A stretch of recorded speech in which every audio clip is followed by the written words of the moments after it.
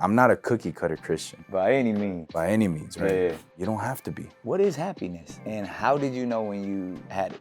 But for me, I really do feel like I've achieved like hope and happiness to the point where like people will bring up stuff about my past, and that's something that as gang members, if you're a real one and you really did things like commit crimes, you don't talk about stuff like that because it's shameful. Yeah. Nobody's gonna be like, yeah, I robbed somebody and smoked them. Like I still till this day get like nightmares of like demons and stuff like that pulling at my ankles because of stuff like that. Because I used to think, why does God allow people from my past to hop on these socials and be like, look, this is his criminal file.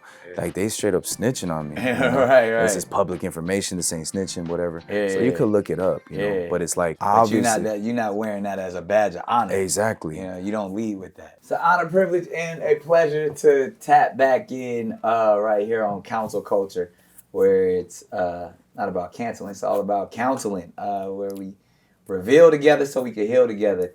And I'm sitting with a real one. If you heard his story, if you followed our sessions, I mean, from misery to ministry, from being gangster to being godly. Amen. The brother Johnny Chang, man, welcome back. Sure. Yo, man, we gotta tap in on so many things, but I think there's important. We talked about redemption, second chances. We talked about just what Christianity has done for you. Yeah. But you've spoken about some dark times. I believe you said, you had 3 different suicide attempts. But now you sit here with so much peace, so much happiness, and you say you owe it all to Jesus and to Christianity. I'm a product of that. My father was, in the streets, gang banging, and literally that testimony of, getting saved and changing his life and moving out of California to go start his own ministry in North Carolina and becoming a changed individual.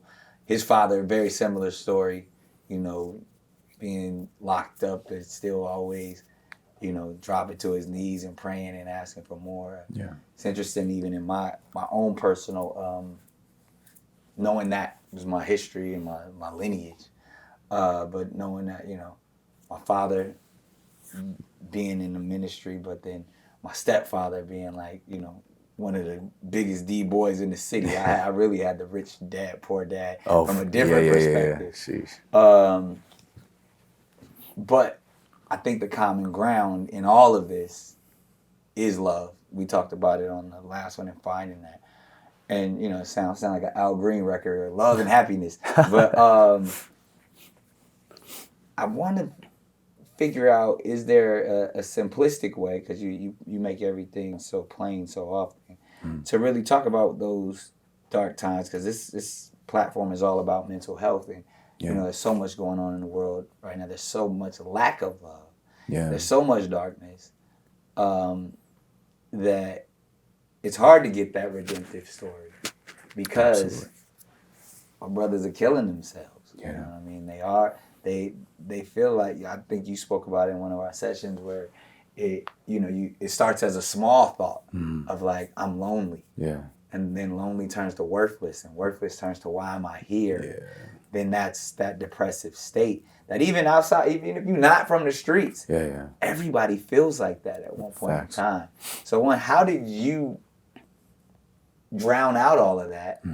And then what would be your advice for the current person that is feeling the lack of love, who just feels like they're not happy? Yeah. I had to have a mentor.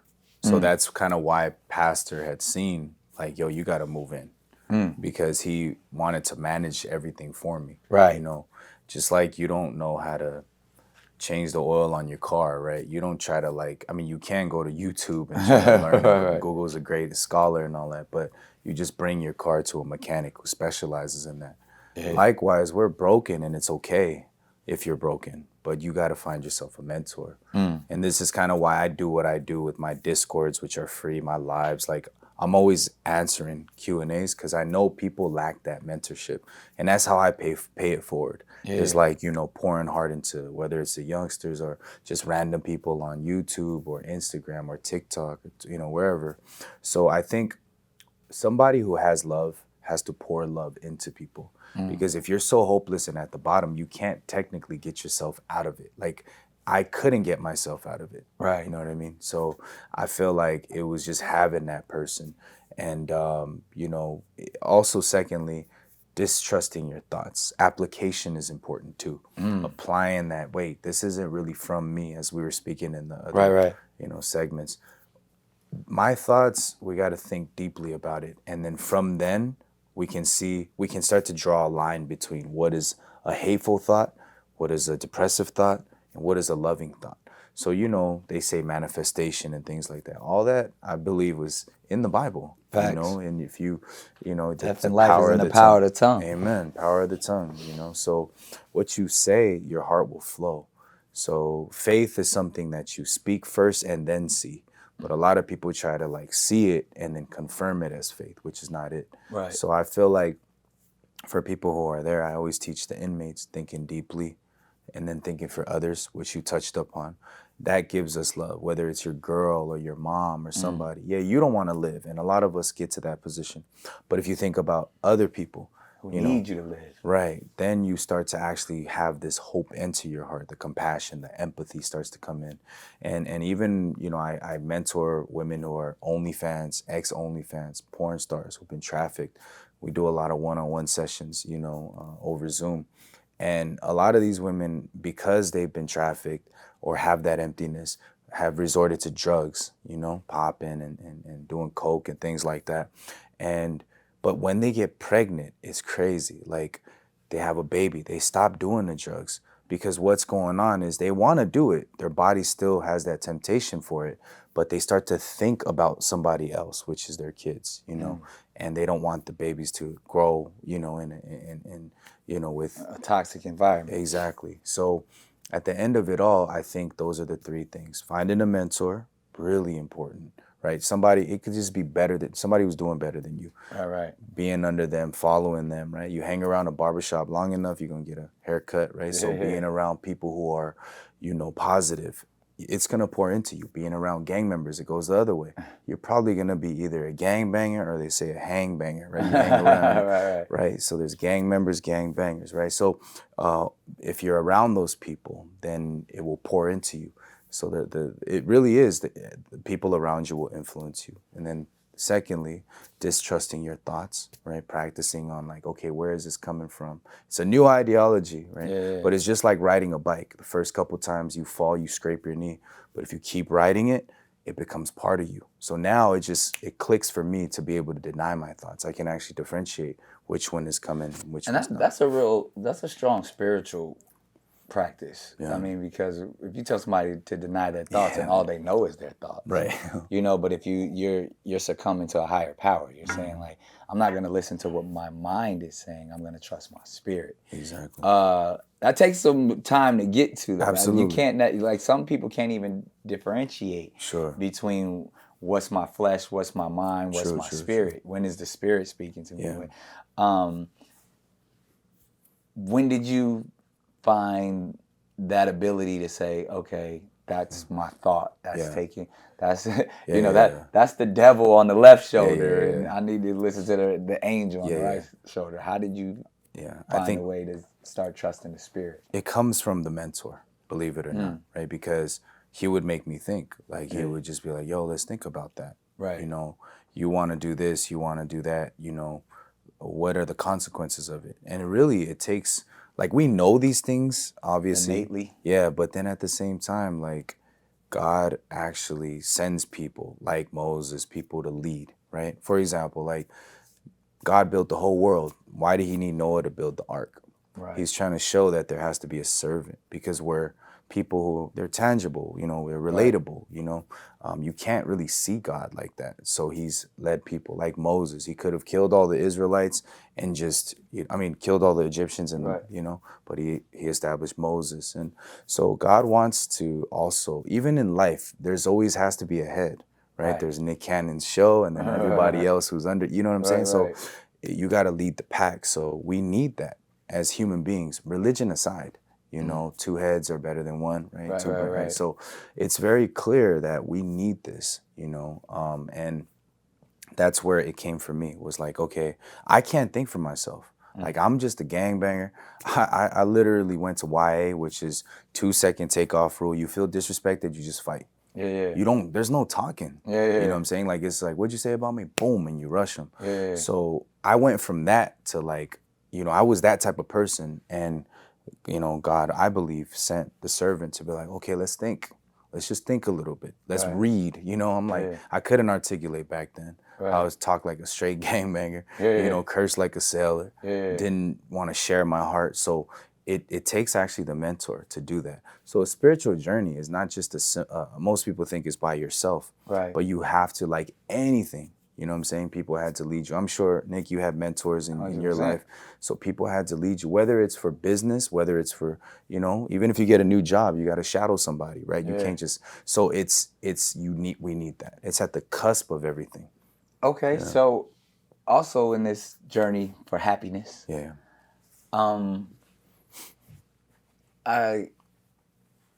What about the non-believer? Mm-hmm. What about the person, the agnostic or atheist, or person who's just like, Who cares about God? Yeah, like God, or they almost look down as like, I like you just said it, like I can't see God. Yeah. And we often, it's like God made us in His image, but I believe we often make God in our image. Sheesh.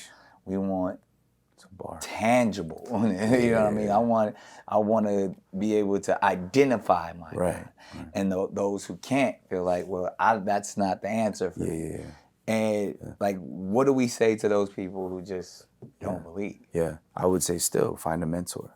Like at the end of it all, as I was saying, it was just the cusp of it. The foundation is, I can't lead my life. That's cool. That's why they got life coaches. That's why consultants make crazy money. Like, if I don't know or how find to community, like what we doing here. You Exactly. know what I mean? Like just being able to counsel one another. Exactly. So yeah, it doesn't have to, like, I encourage therapy.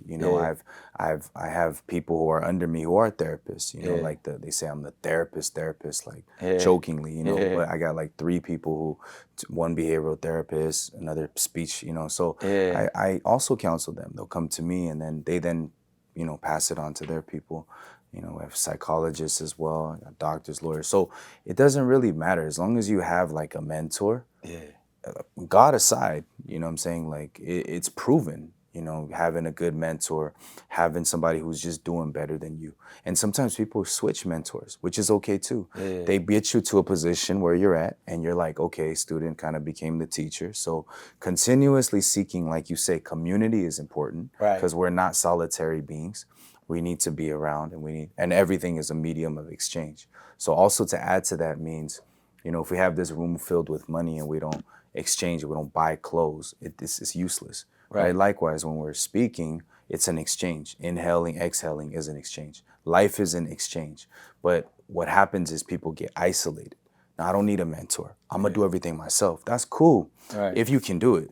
But I'm going to be honest, a lot of people can't do it by themselves. You know what I'm saying? So it's just part of our nature. We needed our parents to raise us. Like, we couldn't raise ourselves, right? We got to a position where we could obviously spread our wings, but it starts with, I can't do it myself. So then going and seeking help is important. And that's something that's really hard with people because counseling, therapy, all that is taboo to a lot of people too. They think, okay, I must be cuckoo or crazy, and that's why I got to go to counseling. And that's what I thought before. But it is helpful. I don't need no counselor. Right. I don't need therapy. I'm good. Yeah. But it's like being real with yourself. So authenticity is also important. When you see that there's an issue, you also have to be honest with yourself, and that's something that people know, like they can do that with themselves, So I got to ask this then too.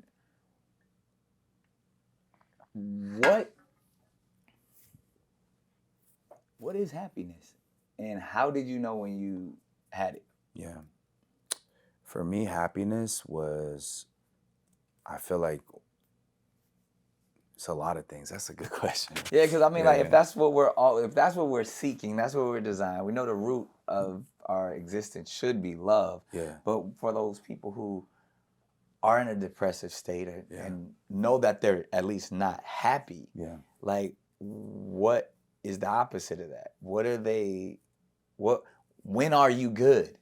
And especially if somebody like you're like obviously your ministry and just Christianity has put you in a place where you're like, all right, I'm at peace.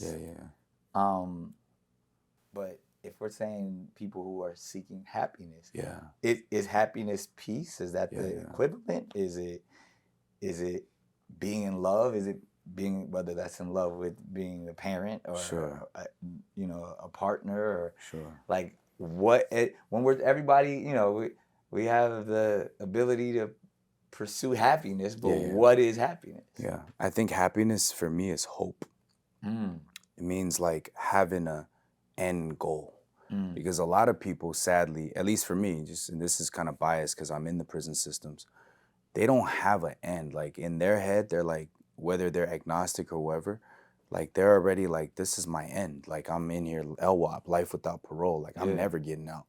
So where is my happiness, But then what I do for them is I provide hope. Like you're imprisoned here, but like there's hope, which for us is heaven, right? So what made me truly happy and change was realizing that, man, there is actually hope now. And hope then bled into love, and the byproduct of all of that, it just bleeds into everything.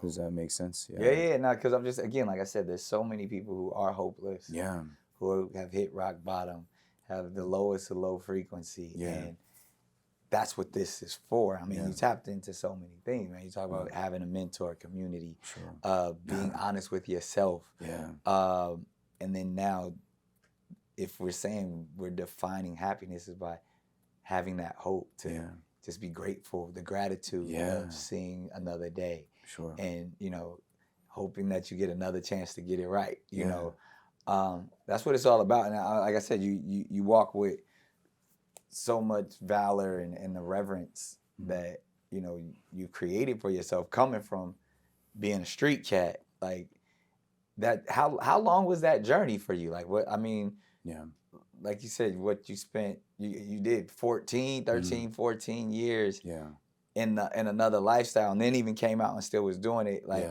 and your current journey, how long has it been since you've been happy and at peace? So I've been at peace a year after. As soon as I moved into church, like I started to, the happiness compounded, and it was a direct correlation with hope, because the more hope that the pastor was pouring into me, the more, because there's times where I'm like, man, I gotta leave. I don't fit here. I'm looking at all these PKs, and I'm blasted. You know what I'm saying? I'm like, dude, I look like a coloring book to these people, And I'm like, I don't belong here. But every single time, pastor would be like, no, God allowed you to go through these things because we all go through our journeys. And there's hope. So he always gave me that like light at the tunnel. And he did that one more day thing. It's just one more day, Johnny. Just one more day. I mean, it's been 9 years, 10 years now, right? But it's still a journey. But for me, I really do feel like I've achieved like hope and happiness to the point where like people will bring up stuff about my past. And that's something that as gang members, if you're a real one and you really did things like commit crimes, you don't talk about stuff like that because it's shameful. Nobody's gonna be like, I robbed somebody and smoked them. Like it's something that if you get, I still till this day get like nightmares of like demons and stuff like that pulling at my ankles because of stuff like that. You know what I'm saying? So if you're just like a drug addict wouldn't just be like, I do drugs. Like I love it. It's like you're trying to walk the straight and narrow, and you don't want to be reminded of what you used to be. Right. But then with them coming today, like I've noticed God has like expanded my heart almost like a cup. In the beginning it was like, I could only hold a gallon of blessings. But now God has been breaking me down through pain, and people coming up from my past. Because I used to think, why does God allow people from my past to hop on these socials and be like, look, this is his criminal file. Like they straight up snitching on me. This is public information. This ain't snitching, whatever. So you could look it up, but it's like, obviously. But you're not wearing that as a badge of honor. Exactly. You don't lead with that. So I just, so there's these challenges even today where I'm facing, and the more I'm getting noticed, obviously following grows, then people start to say stuff, and everybody has an opinion on you, right? So I've learned, like, am I gonna live for like God, or am I living for man? Because if I live for man, I'm always gonna go this up and down, right? So I've learned, okay, they could say, some people say I'm not from my neighborhood. Some people say I am. Some people say I murdered somebody. Some people say I didn't. So I'm just like, that's all white noise to me. Yeah. I got to focus on what God is showing me. And when I focus on the hopeful stuff, then I become hopeful. But if I'm in these comments, you know what I'm saying? Yeah. Then I'm like, yo, what, you know, The I'm low not. frequency. Exactly. So I'm Yeah. like, you know what, I'm cool. But it's made, you know, to answer your question, it's been 10 years now. Yeah. 9 years of that, I would say, was Yeah. me just walking happy Yeah. this way. Yeah. And people were waiting for me. Like, yo, when is John? Especially my homies from my neighborhood. You Yeah. guys know if you're watching. They're like, bro, this guy is like either on drugs or so he's saying he's righteous through Jesus. He's saying that he's peaceful. Bro, we were there with you when you did all that crazy stuff, Yeah. you know? And so now they're obviously coming to me for counseling and, you know, like, yo, I fought with my girl. Give me a Bible verse. And I'm like, that's crazy because you're Buddhist too. And you're asking me about a Bible verse and, you know, and they're just real close with me, you know, and it's like, and yeah, I can do these things like talk about my past stuff and, you know, because I'm respected in that way because they know I'm not here to like glorify all of that. I'm just here to like share my story and hope even if one person just changes, that'll be really dope. Nah, that's like you said, your ministry is called the core of the heart. Yeah. You know?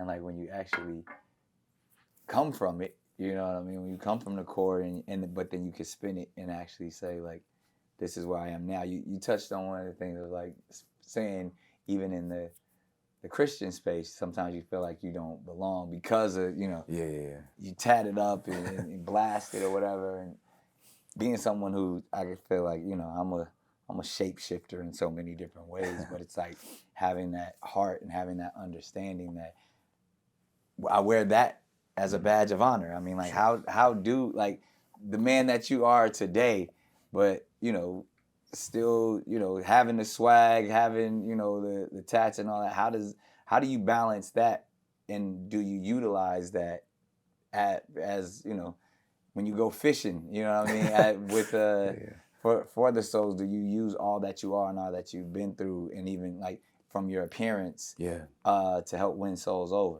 Yeah. I think for me, I just use vulnerability. Yeah. Like that's you know, when you're vulnerable to people, then it allows other people to be vulnerable with you. Yeah. So yeah, they'll ask me like, yo, is that a demon tattoo? Is that a teardrop? You know, like, Yeah. and I'll be real with them Yeah. about everything. Yeah. Because as you say, transparency, you know, authenticity is the highest frequency, right? Yeah. So as we realize, like, I just, whatever it is, there's some people who, if I got to button up because I'm meeting a pastor, I'll do it. You know what I'm saying? Because my heart is always thinking about like other people now. Whereas before, it was all about me. I didn't care if I was robbing this dude or whatever. You know, I was a jack boy back then. So I just, you know, I would, you know, do evil things. But I've learned that thinking about other people provides hope and then happiness. You know, I used to, again, think people were weird when they had plant gardens and succulents and watching things grow. And I'm like, yo, if I'm planting something, I gotta be planting cannabis or something. You know, it's gotta make me money. Yeah. But now I understand when I see people grow and they're being nurtured spiritually. Right. I'm so happy about that. And yeah, I utilize all of that to grow people, to relate with people. And that's what we have to do. You know, it says in 1 Corinthians 9:22, we are all things to all men so we can save some of them.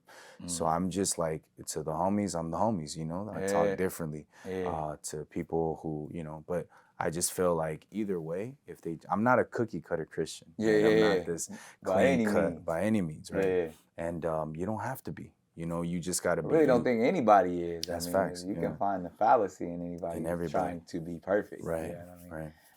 Right.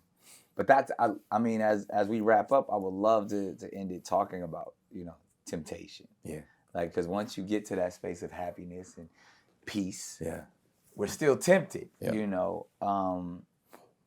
How does one who's walking the straight and narrow, who's actually leading the life that they're content with, but temptation approaches it? I mean, I'm pretty sure you dealt with being a public figure now, even, you know, the ideas of money, women, whatever it is.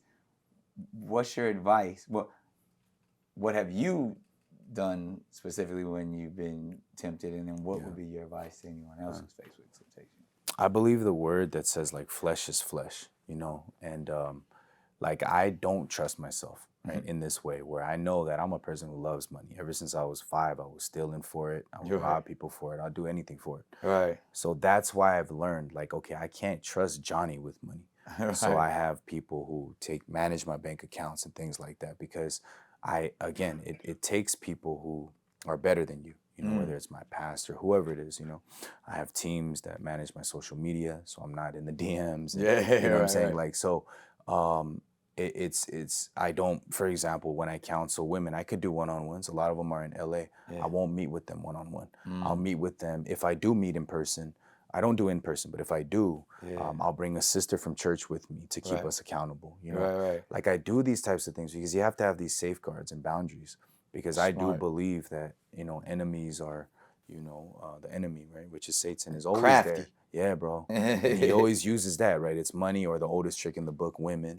So, when I've trusted my thoughts and my lust, then I end up really at the wrong places, So, and women get hurt too. And then, there's all kinds of responsibility. Right. And if I'm called to be ministering and stewarding people, I can't be, you know what I mean, doing all that other stuff. So you do believe that the minister should be held at a higher regard? Absolutely. Yeah. And that's I tough. would say, I salute you, because I literally said, I was gonna follow in footsteps, but I sin too much. I can't. I'd rather figure out my ministry elsewhere, because that's a different type of pressure. You know what I mean? Like, when it comes to knowing that, like, man, people are looking to you to lead. Yeah. But I mean, you're doing an outstanding job with it, man. I mean, you're literally changing people's lives just with your testimony, and people are watching your walk closely. Yeah, for sure. Because, like you said, whether it's the homies that he gonna come back, he gonna slip up, he gonna be, the old Johnny that we knew. Yeah. Because that's gonna make them feel better. Right. You know what I mean? Because I always say, like, when you watch one of your own rise, if you're not rising with them, you want them to fall. Yeah, you feel some type of way. You know what I mean? Like, so, but man, you definitely on the rise, definitely on the highest frequency. So all I do is I commend you. You know what I mean? Be in prayer for you. You know what I mean? Standing in agreement for all that you represent. But if someone wanted to actually get in touch with you, or know more about your ministry, and how can they find you? So they can go to coreoftheheart.com. Okay. And that's my website, and they can email me there. I also have a Discord, which is free. We do anonymous prayers, anonymous struggles. We have mods. We have people who are, like, basically trained in the gospel literate, gospel fluent. They can help out.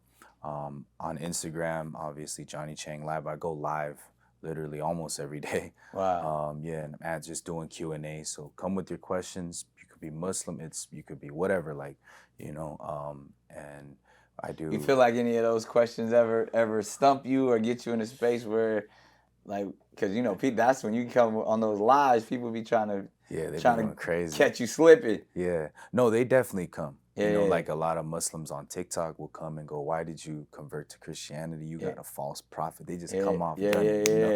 But I understand it. I tell them, "Yo, I was Muslim too," and they like, "What?" And I'll be like, "Surat al-Ma'idah, Surat al-Ni," and they'll be like, "Dang, that's crazy." So you do know the verses.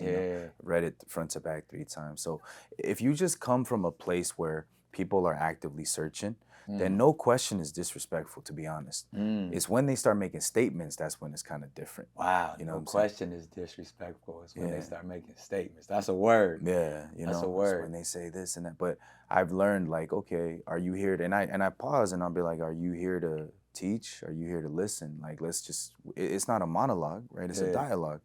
So we can be grown adults about stuff. Like, we don't have to debate. You can say your thing, I can say my piece, and let's see, But so